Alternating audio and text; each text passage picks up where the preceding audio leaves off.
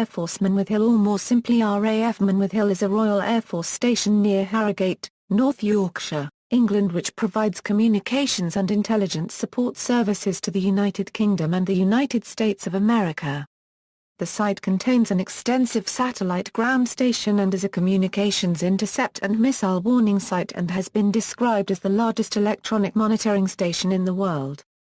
RAF Menwith Hill is commanded by a Royal Air Force officer, supported by an RAF element, whilst the majority of support services were provided by the United States Air Force, 421st Air Base Group until 2014.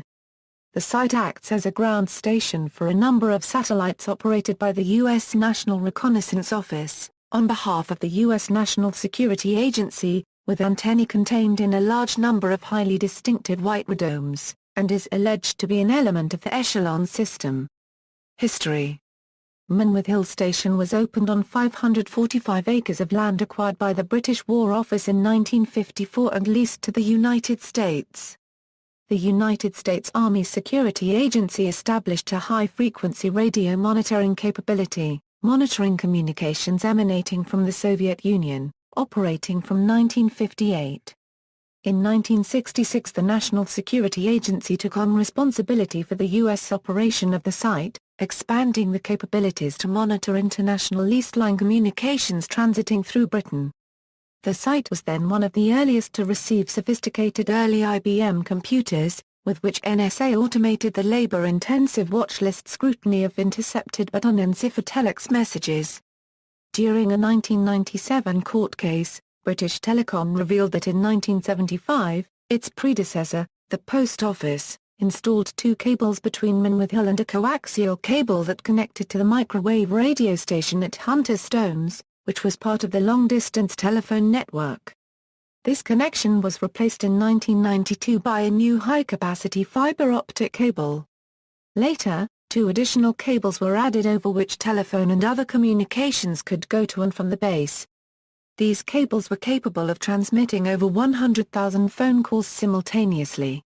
In March 2012, researcher Dr. Steve Schofield produced a 65-page report called Lifting the Lid on Menwith Hill, funded by the Joseph Rowntree Charitable Trust and commissioned and published by the Yorkshire Campaign for Nuclear Disarmament. Menwith Hill's primary mission is to provide intelligence support for UK, US and Allied interests. The base's multi-million-pound expansion, Project Phoenix, is one of the largest and most sophisticated high-technology programs carried out anywhere in the UK over the last 10 years. Of the 1,800 employees in 2012, 400 were British and 1,200 were American employees of the NSA. During an interview with Russia Today in April 2012, Schofield alleged that Menwith Hill was involved in drone attacks. He said, "The ICAR Euro unregistered trademark S providing a facility here thought a Euro unregistered trademark S involved in drone attacks that we know, from independent assessments, are killing and injuring thousands of civilians, and because of the cover nature of that warfare, ETA Euro unregistered trademark S very difficult to provide information and accountability through the UK Parliament. And yet these are acts of war. And normally when we have war, Parliament should normally inform people that we Euro unregistered trademark re involved in those. And we Euro unregistered trademark re not being informed. We Euro unregistered trademark re kept entirely in the dark about them." During the 2009 G20 London Summit, NSA intercept specialists based at Menwith Hill attempted to target and decode the encrypted telephone calls of the Russian President Dmitry Medvedev. ALL interception system. Investigative journalist, Duncan Campbell, revealed in 1988, in an article entitled Somebody's Listening, and published in New Statesman, the existence of the ALL surveillance program, an extension of the UK-USA Agreement on Global Signals Intelligence SIGINT, and detailed how the eavesdropping operations worked.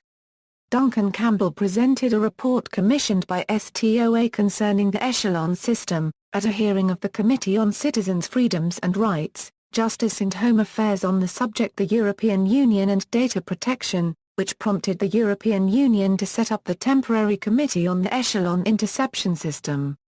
On July 5, 2000, the European Union set up the European Parliament's Temporary Committee on the ALL Interception System stated that the global system for the interception of private and commercial communications was operating by means of cooperation proportionate to their capabilities among the USA, the UK, Canada, Australia and New Zealand under the UK-USA. It seems likely that its name is in fact ALL. The committee raised concerns about the incompatibility of the interception of private and commercial communications with the fundamental right to respect for private life. They were also concerned that interception of commercial communications could be used for competitive intelligence gathering rather than combating corruption.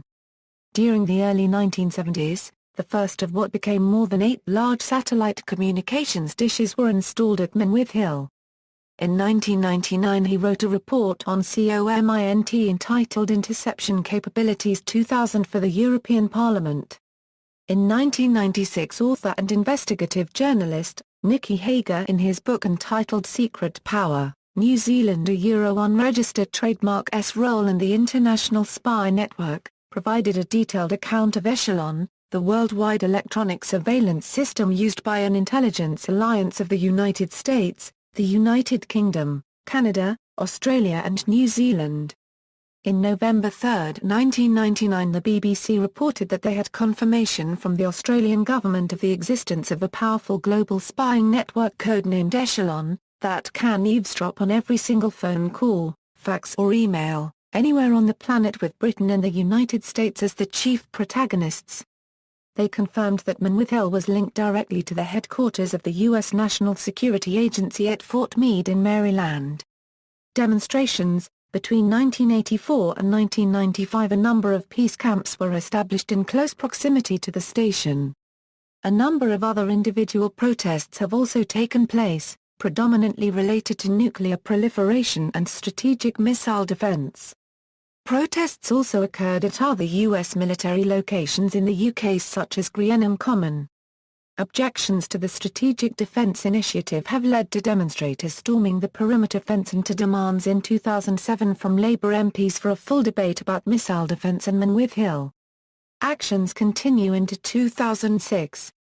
One particular local activist, Lindis Percy, was prosecuted, over a protracted period, under a number of different laws. In April 2012 activists affiliated with the Global Occupy movement held a 4-day campsite at Menwith Hill. Protesters said they hoped the camp would reignite the debate locally, nationally and globally about whether the subversive and undemocratic nature of activities at the base are acceptable, or indeed accountable, to the British public.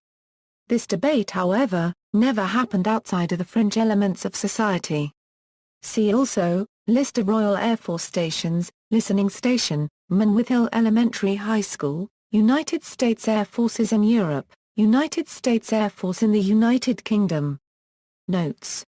References. External links, Lifting the Lid on Menwith Hill, The Strategic Roles and Economic Impact of the U.S. Spy Base in Yorkshire, by Dr. Steve Schofield published by Yorkshire CND, March 2012, Menwith Hill, Federation of American Scientists, Menwith Hill, Yorkshire CND, UK Secret Bases, official RAF site, Michael Dickinson. The Trouble with Menwith. Counterpunch.